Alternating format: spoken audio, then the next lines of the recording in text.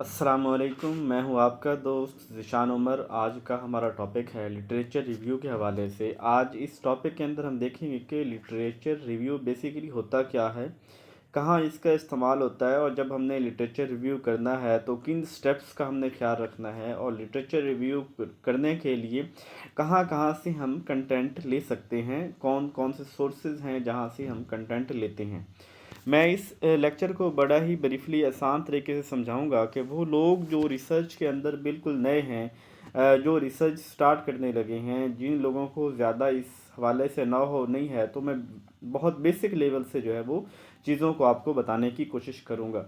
तो आसान लफ्ज़ों में देखिए कि लिटरेचर रिव्यू की ज़रूरत आपको कब पड़ती है कि जब हम कोई आर्टिकल लिख रहे हैं, हम कोई जर्नल पब्लिश कर रहे हैं, हम कोई थीसिस, कोई प्रपोजल, कोई जो है वो रिसर्च राइटिंग जब हम करने लगे हैं, तो उसके लिए ये नहीं होता कि हम जो है ना, मैं किसी आर्टिकल किसी चीज़ के ऊपर किसी मसले के ऊपर बात करने लगा हूँ तो मैं सारी अपनी जो है ना वो बातें कर दूँ वहाँ पे। नहीं, बल्कि रिसर्च की दुनिया के अंदर हमने जो प्रीवियसली जो काम हुआ होता है हमने उसको बताना होता है। और हम समझें कि ज़्यादा काम जो रिसर्च के अंदर होता है वो होता है कि जो पहले किया होता है हमने उसको बताना होता है, उसकी उसको समराइज़ करना होता है। और बहुत थोड़ा काम जो है वो हमारा अपना होता है, हमारी ज़ाती राय हमारा जो है वो बहुत कम होती है। वो डाटा कलेक्शन के बाद हम जो है ना वो कुछ बातें कर रहे होते हैं कि ये मेरा एनालिसिस हुआ, ये मैंने रिजल्ट कंक्लूजन निकाला, लेकिन बेसिकली हम सारी बात जो कर रहे होते हैं वो लिटरेचर की बात कर रहे होते हैं। चलो इसको समझने की कोशिश करते हैं। A literature review is a written summary of journal article. तो अब मेरी इसके ऊपर वीडियो है, मैं लिंक भी इसके वीडियो के दे दूंगा, डिस्क्रिप्शन में दे दूंगा कि आर्टिकल और जर्नल में फ़र्क क्या है। ठीक है, आर्टिकल और जर्नल में फ़र्क क्या है। तो समरी ऑफ जर्नल आर्टिकल, कोई आर्टिकल है ना, उसका जो है उसका जो उसकी समरी है। अब समरी से मुराद क्या है कि उसका खुलासा, यानी 4-5, जैसे 10 पेजेस का 20 पेजेस का आर्टिकल होता है तो उसकी 5 पेजेस की जो उसकी जो एक 5-10 लाइनों का जो एक समरी होती है, तो उसे हम कह सकते हैं कॉन्फ्रेंस पेपर हो गए, बुक्स हो गई, एब्स्ट्रैक्ट, ये भी समरी, रिव्यूज़ हो गए, मोनोग्राफ हो गए। मोनोग्राफ कहते हैं किसी एक टॉपिक के ऊपर जो बात होती है, वो हो गई डिजर्टेशन, ये भी थीसिस कहते हैं, गवर्नमेंट का डॉक्यूमेंट हो गया, इलेक्ट्रॉनिक मीडिया एफर्ट हो गई। ये सारी चीज़ें, यानी जब हम रिसर्च कर रहे हैं किसी टॉपिक के ऊपर, तो उस टॉपिक को रिसर्च करते हुए हम जिन जिन सोर्सेज से डाटा ले सकते हैं, तो वो ये वाले हो सकते हैं, वो आर्टिकल भी हो सकते हैं, वो कॉन्फ्रेंस पेपर हो सकती हैं, बुक हो सकते हैं, एब्स्ट्रैक्ट हो सकते हैं, रिव्यूज़, मोनोग्राफ, डिसर्टेशन, ये सारे इनसे हम डाटा ले रहे होते हैं और इनके ऊपर हम जो है वो रिसर्च कर रहे होते हैं। इसके बाद it describe the past and current state of information on the topic of your research study. तो ये हमें क्या बताता है, लिटरेचर रिव्यू हमें बताता है कि जो हमारा टॉपिक है इसके अंदर माजी के अंदर कितना काम हुआ और करंट इसका स्टेटस क्या है। जैसे मिसाल के तौर पे मेरा टॉपिक है रिसर्च का need of teacher training at college level. अब जब मैं ये रिसर्च कर रहा हूँ, थीसिस लिख रहा हूँ, तो पहले देखेंगे कि पास्ट के अंदर जो है वो टीचर ट्रेनिंग कैसे होती थी, टीचर ट्रेनिंग का स्ट्रक्चर क्या था, और करंट टीचर ट्रेनिंग स्ट्रक्चर क्या है, करंट क्या स्टेट है, टीचर्स को कैसे ट्रेन किया जा रहा है। तो ये सारी चीज़ें जो हैं हम जो लेते हैं ये लिटरेचर रिव्यू से ले रहे होते हैं। अब मिसाल के तौर पे मैंने अपने दोस्त से पूछा कि यार मुझे बताओ कि आपकी जो लेक्चरर जब आप अपॉइंट हुए थे 2017 में, क्या आपकी उसका ट्रेनिंग हुई थी, इंडक्शन? उसने कहा नहीं हुई। मैंने फिर 21 वाले से पूछा, 21 में पढ़ती हो, क्या आपकी हुई है इंडक्शन ट्रेनिंग? उन्होंने कहा नहीं हुई। अब मैंने इस चीज़ को थीसिस के अंदर लिखना है, तो मैं जाके ऐसे तो नहीं लिख सकता कि जी 2021 में भी नहीं हुई, 2017 में भी नहीं हुई, 2015 वालों में भी नहीं हुई, तो क्या मेरी बात मानी जाएगी? नहीं, मुझे उसके लिए प्रॉपर रेफरेंस देना होगा। अब रेफरेंस में ये भी नहीं दे सकता कि मेरे फलां दोस्त तसव्वुर नौल ने मुझे बताया जी कि ये इस तरह ट्रेनिंग नहीं हुई। नहीं, बल्कि मैं इसके मुतल्लिक़ कहूँगा कि मैं प्रॉपर HEC की वेबसाइट पर जाऊँगा, मैं मुख्तलिफ आर्टिकल्स देखूँगा, मैं प्रॉपर प्रूफ दूंगा कि फ़लाँ जगह पे ये बात पब्लिश हो गई है, फ़लाँ जगह से मैंने ये चीज़ ली है कि ये जो ट्रेनिंग है नहीं दी गई। तो हमें ये इससे हिस्ट्री बताती है। Next, it also organises the literature into सब टॉपिक्स। हम इसके अंदर जो है ना वो अपना सब टॉपिक्स फिर document the need for a propose study, जो हमारी स्टडी होती है उसके लिए हम उसके लिए मतलब हम छोटे छोटे टॉपिक्स में, सब टॉपिक्स में तकसीम कर देते हैं डॉक्यूमेंट्स को, जो हमारी प्रपोज स्टडी होती है। अच्छा, पर्पज़ ऑफ लिटरेचर रिव्यू क्या होता है? पहले तो हमने लिटरेचर रिव्यू की एक आसान सा कंसेप्ट आपको बताया। अब देखेंगे कि इसका पर्पज़ क्या है लिटरेचर रिव्यू का। तो लिटरेचर रिव्यू क्या है कि पहली चीज़ हम ये देखते हैं to determine what is already done. हम ये देखते हैं कि पहले इस फील्ड के अंदर क्या हो चुका है, यानी अब तक इस फील्ड के अंदर क्या काम हुआ है। फिर अवॉइड डुप्लीकेशन, कि यानी कौन सा काम इस फील्ड के अंदर हो चुका हुआ है और ये ना हो कि मैं जो काम कर रहा हूँ वो सेम डुप्लीकेशन हो जो ऑलरेडी काम, यानी मेरा काम कुछ ना कुछ डिफरेंट होना चाहिए। तो डुप्लीकेशन से बचने के लिए, यानी एक मसला ऐसा है जिसके ऊपर हज़ारों रिसर्चेज की जा चुकी हैं, उनके सोल्यूशन निकाले जा चुकी हैं। जैसे कहते हैं कि पहिया दरियाफ्त करना, तो अगर मैं दोबारा पहिया दरियाफ्त करने लग जाऊँ तो क्या ये अक्लमंदाना चीज़ होगी? नहीं होगी ना। तो इसलिए डुप्लीकेशन से बचने के लिए भी हम, इसके अलावा प्रोवाइड लॉजिकल फ्रेमवर्क से मुराद ये है कि हमें ये बताती है स्टेप बाय स्टेप कि पहले ये चीज़ होगी, मैंने जैसे मिसाल के पहले मेरा प्रॉब्लम क्या है, फिर मेरा ऑब्जेक्टिव क्या है, फिर मैं उसकी लिटरेचर रिव्यू करूँगी। यानी एक लॉजिकल फ्रेमवर्क होता है, एक प्रॉपर तरतीब होती है, एक सीक्वेंस होती है, एक स्टेप बाय स्टेप प्रोसेस होता है, वो हमें लिटरेचर रिव्यू से पता चलता है। Next, indication what need to be done, ये हमें बताती है कि हमें क्या करना है। इसके अलावा research strategies and data collection approaches, हम जब हमारे टॉपिक होता है तो टॉपिक की बुनियाद पर पता लगता है कि इसके अंदर कौन सी रिसर्च लगेगी, आया कि एक्सपेरिमेंटल रिसर्च होगी, आया कि इसके अंदर मैं सर्वे रिसर्च यूज़ करूँ, डिस्क्रिप्टिव रिसर्च यूज़ करूँगा, मैं टॉपिक की नोयत पे होगा कि क्या मैं इसके अंदर जो है वो हिस्टोरिकल रिसर्च यूज़ करूँगा, तो वो ये चीज़ बताती है।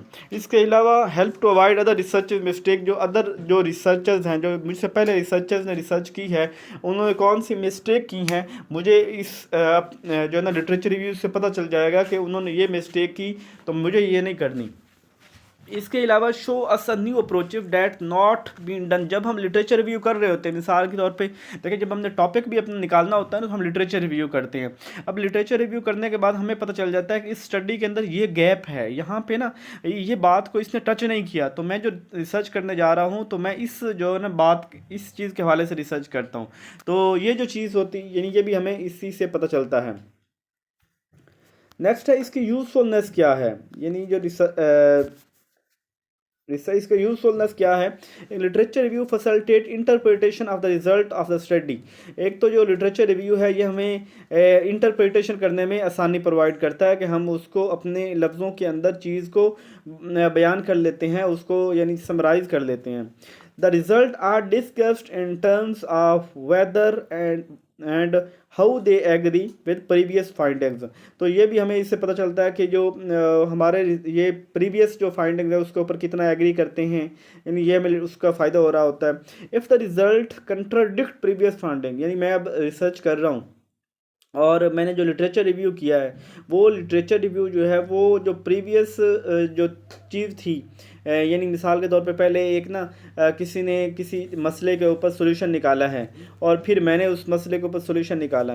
अब अगर तो जो मेरा सॉल्यूशन और प्रीवियस जो है वो आपस में कंट्राडिक्ट कर रहा है, उनके अंदर आपस में डिफरेंस आ रहा है, तो फिर रिसर्चर जो है वो डिफरेंस बताएगा कि क्या वजह है, क्या कौन सी उसमें रीज़न देगा क्या वजह है कि ये इसके अंदर ये गैप आ रहा है, ये डिफरेंस आ रहा है, वो ये बताएगा। और अगर वो सेम होती है तो रिसर्चर फिर कोई एक नई जो है ना वो चीज़ बताने की कोशिश करेगा। जी, if your results are consistent with other finding, अगर हमारे रिजल्ट्स जो हैं वो प्रीवियस जो हमारी फाइंडिंग है उसके साथ कंसिस्टेंट हैं, यानी उसी की तरह हैं। The report should include suggestion for next step, फिर हम उसके अंदर सुजेशन दे रहे होंगे कि नेक्स्ट स्टेप पे क्या होना चाहिए। और अगर वो उनके साथ कंसिस्टेंट नहीं है तो फिर हम जो है ना वो उसको जो प्रॉब्लम है उसको रिजॉल्व करने की कोशिश करेंगे। इसके अलावा ये रिसर्च जो होती है, जो लिटरेचर रिव्यू होता है, ये हेल्प करता है गलीन द आइडियाज़, यानी नए आइडियाज़ जो है ना निकालने में। यानी जब हम लिटरेचर रिव्यू कर रहे हैं तो नए नए आइडियाज़ हमारे जहन के अंदर आ रहे होते हैं। यानी एक आर्टिकल पढ़ने से हमें पता चल जाता है यार ये भी मसला है, ये भी मसला है, ये भी मसला है, तो हमें नए नए जो है ना वो एरियाज मिलती हैं, नए नए क्वेश्चन हमें मिलते हैं।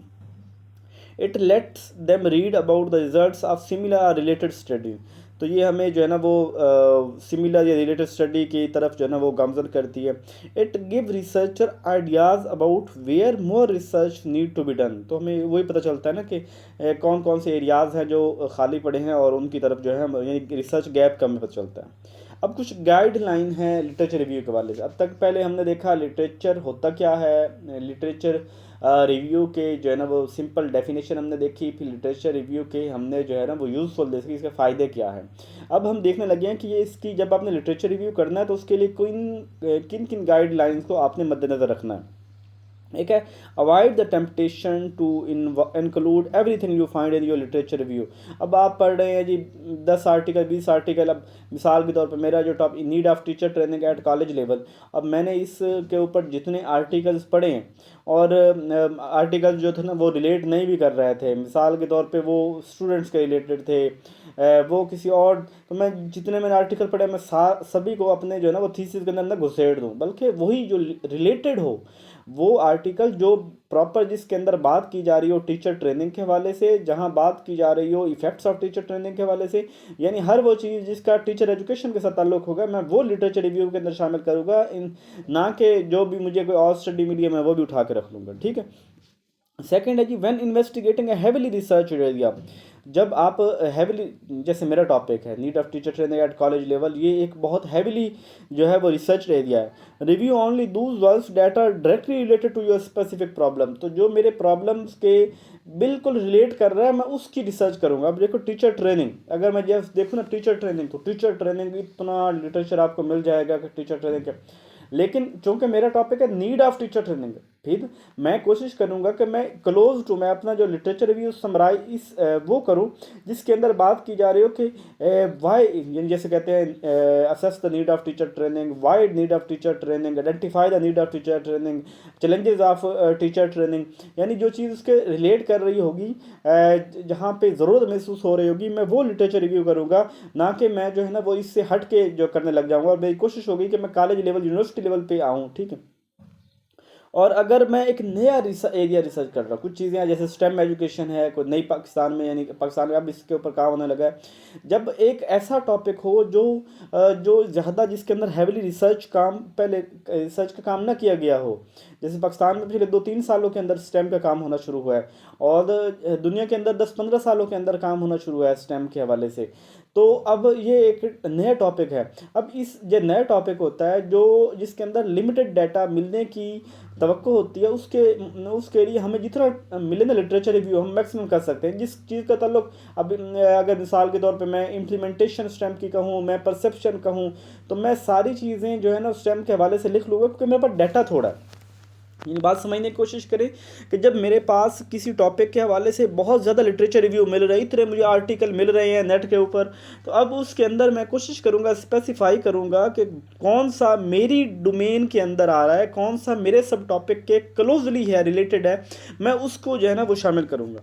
और लेकिन जब मेरा टॉपिक ऐसा कंजस्टेड हो जिसके ऊपर ऑलरेडी काम जो है बहुत कम किया गया हो, तो ऐसी सूरत के अंदर मैं क्या करूँगा कि मैं ऐसी सूरत के अंदर मैं जो भी मुझे मिलता है ना मैं उसके अंदर ये मैक्सिमम चीज़ें जो है ना वो शामिल कर दूँगा। स्टेप्स क्या हैं? सबसे पहला तो ये होता है कि हमें अपने प्रॉब्लम का पता होना चाहिए कि मेरा जो रिसर्च प्रॉब्लम क्या है। सेकंड ये आइडेंटिफाई की terms to use in your research for literature, तो अपने जो लिटरेचर है उसके अंदर की टर्म्स जो मैंने मेरे मिसाल में मैं इसको बताता हूँ। अब यही मैंने कहा need of teacher training at college level, अब पहले मैं डिफ़ाइन करूँगा कि टीचर ट्रेनिंग क्या है, फिर मैं बताऊँगा कि कॉलेज लेवल को देखूंगा, फिर मैं देखूंगा नीड क्या है टीचर ट्रेनिंग की, यानी मैं स्टेप ये जैसे कहता हूँ कि perception of STEM education at elementary level एक टॉपिक है। अब मैं पहले डिफाइन करूँगा कि परसेप्शन का मतलब क्या होता है, कुछ बातें मैं 1-2 पैरा इसके ऊपर लिखूंगा, फिर मैं कहूँगा जो स्टेम एजुकेशन क्या है मैं इसके ऊपर बहुत सी बातें करूँगा, फिर मैं ये भी डिफाइन करूँगा एलिमेंट्री लेवल क्या है, फिर इस यानी हम उसके अंदर जो है ना वो की टर्म छोटे छोटे पॉइंट्स बना के हम रिसर्चेस कर रहे होते हैं। थर्ड है locate literature about a topic by consulting several types of material and database. अब जब हमने प्रॉब्लम को डिफाइन भी कर लिया है, हमने अपने टॉपिक को की जो उसका की टर्म्स भी निकाल ली हैं, वो पॉइंट्स निकाल लिए हैं जिनको मैंने सर्च करना है। अब ये पूरा टॉपिक आप तो नहीं लिखते होते गूगल स्कॉलर को, जहाँ भी आपने चेक करना है आप तो उसका की टर्म्स लिखते होते हैं, की पॉइंट लिखते होते हैं कि जैसे मेरा मेन की पॉइंट कौन सा है, टीचर ट्रेनिंग है, तो ये इसी तरह जैसे स्टेम एजुकेशन में की पॉइंट कौन सा हो जाएगा, स्टेम एजुकेशन सेशन हो जाएगा। जो मेरा की पॉइंट्स है मैं वो लिखता हूँ और तब मैं आर्टिकल सर्च करता हूँ, बजाय ये कि आपका पूरा टॉपिक वहाँ पे लिखने के। तो कहता है कि हम जब हमने डाटा इकट्ठा करना है तो फिर हम कहाँ से डाटा इकट्ठा करते हैं। एक तो हम डाटाबेस से यानी इंटरनेट से, जैसे गूगल स्कॉलर हो गया, इरेक हो गया, इसके अलावा साइंटिफिक जो है स्टडी वाले जो है वहाँ से हो गया, तो एकेडमिक लाइब्रेरी इंटरनेट, वहाँ से हम जो है वो डाटा को इकट्ठा कर रहे होते हैं लाइब्रेरी। अच्छा, नेक्स्ट है critically evaluate and select the literature for your review.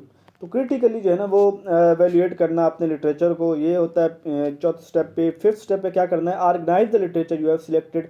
अब उसको ऑर्गेनाइज करना है कि मैंने जो है ना इंट्रोडक्शन में कौन सी चीज़ डालनी है, मेथोडोलॉजी में कौन सी, लिटरेचर रिव्यू में कौन सी, इस सब को यानी मैं एक डायग्राम के समय मैं इसको ऑर्गेनाइज करूँगा। सिक्स्थ है write literature review that report summarise of the literature for inclusion your research report. तो फिर समराइज करने के लिए उसको ऑर्गेनाइज करूँगा, उसको अपनी रिपोर्ट के अंदर शामिल करूँगा।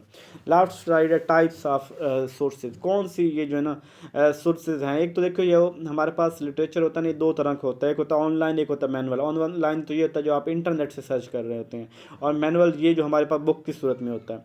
इसको फर्दर तीन में हम कह सकते हैं कि जो हमारे पास लिटरेचर रिव्यू के सोर्सेज होते हैं तीन होते हैं। एक पहला है जनरल रेफरेंस टूल्स, दूसरा है प्राइमरी सोर्स, तीसरा secondary sources. General reference tools वो होते हैं कि जैसे मैं जाता हूँ, जैसे बड़े डेटाबेस होते हैं, जैसे गूगल स्कॉलर है, वहाँ पे लाखों करोड़ों जो है ना मुझे आर्टिकल्स मिल जाएंगे। जैसे मैं माइक्रोसॉफ्ट बैंक पे चला जाता हूँ, जैसे मैं इरेक पे चला जाता हूँ, यानी वो सोर्सेज, जैसे मैं हब पे चला जाता हूँ, साइंटिफिक हब, यानी वो सोर्सेज जहाँ पे मुझे जो है ना वो सिमेंटिक पे चला जाता हूँ। यानी मुख्तलिफ सोर्सेज हैं जहाँ पे बहुत सा डाटा जो है पड़ा है, मैं वहाँ से सर्च करता हूँ। ये जनरल रेफरेंस टूल्स होते हैं, ठीक है, जहाँ से मैं अपने टॉपिक के रिलेटेड जो है वो डाटा लेता हूँ। सेकंड है प्राइमरी सोर्सेज।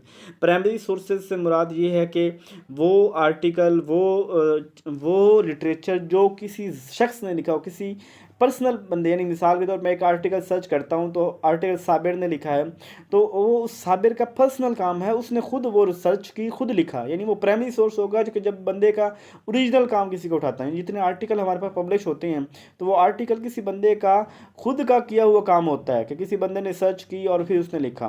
फिर सेकेंडरी सोर्सेज में क्या होता है, जैसे हमारी बुक्स हो गई, हम बुक वगैरह लिखते हैं, बुक एक बंदे की लिखी उतने तो वो तो मुख्तलिफ सोर्सेज से डाटा इकट्ठा किया होता है, तो वो सेकेंडरी सोर्स होता है। तो ये कुछ चीज़ें थी। अगर किसी भी तरह का आपकी किसी भी बात की समझ नहीं आई तो आप पूछ सकते हैं।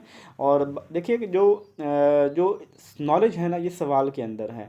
सवाल करने में कभी भी घबराइए नहीं, कोई घबराहट नहीं होनी चाहिए। जितने सवाल कर सकते हैं, इस चीज़ की निशानदेही होगी कि आप चीज़ों को समझने की कोशिश कर रहे हैं। मेरी बात की 100% आपको समझ नहीं आ सकती, लेकिन अगर आप क्वेश्चनिंग करेंगे तो मुझे श्योर हो जाएगा कि यार ये लोग समझने की कोशिश कर रहे हैं। अपना ख्याल रखिएगा, दुआओं में याद रखिए। जज़ाकल्लाह।